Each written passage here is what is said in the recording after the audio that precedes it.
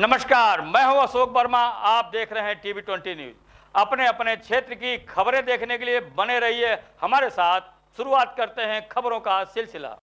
आजमगढ़ के लोकसभा उपचुनाव में पहुंचे क्षेत्रीय प्रभारी डॉक्टर धर्मेंद्र सिंह प्रदेश कार्य समिति के सदस्य व विधानसभा के पूर्व प्रत्याशी अखिलेश मिश्रा उर्फ गुड्डू के साथ फुर्सत के कुछ क्षणों में समय निकाल कर अचानक पहुंचे मेहता पार्क, जहां दोनों नेताओं के ने पार्क में टहल रहे जनपद के संभ्रांत लोगों से मुलाकात की।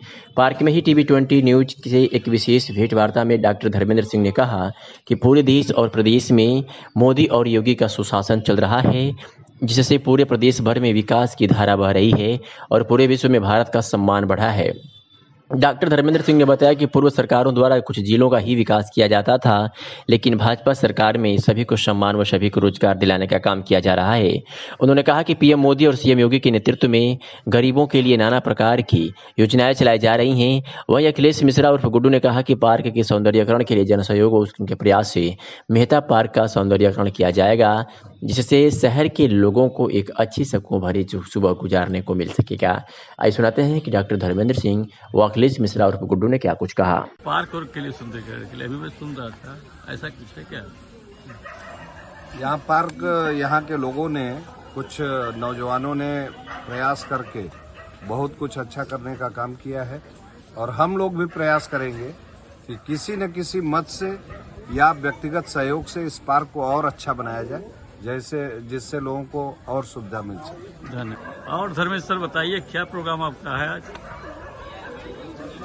आजमगढ़ में उपचुनाव चल रहा है और उपचुनाव की दृष्टि से हम सब लोग यहाँ आजमगढ़ में आए हैं। पूरे देश भर में 2014 के बाद, नरेंद्र मोदी जी के आने के बाद पहली बार ऐसा हुआ कि गरीब कल्याणकारी योजनाओं को जमीन पर उतारने का काम मोदी जी के नेतृत्व में हुआ है।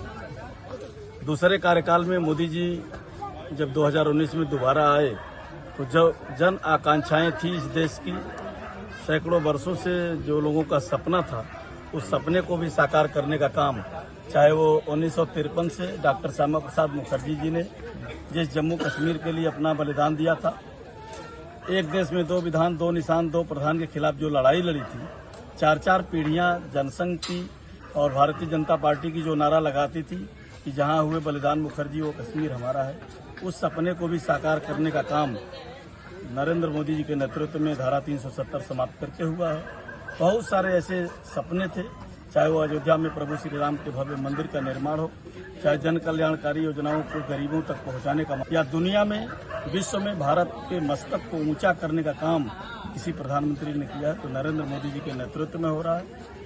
उत्तर प्रदेश में भी योगी आदित्यनाथ जी के नेतृत्व में जहां विकास के काम, पहले समाजवादी पार्टी की सरकारों में 5-6 जिले उनकी प्राथमिकता में रहते थे, सफाई, इटावा, कन्नौज, रामपुर, और उन 5-6 जिलों से निकाल करके विकास के पहिए को पूरे उत्तर प्रदेश में 75 जिलों में बिना भेदभाव के काम करने का काम भारतीय जनता पार्टी की सरकारें कर रही है।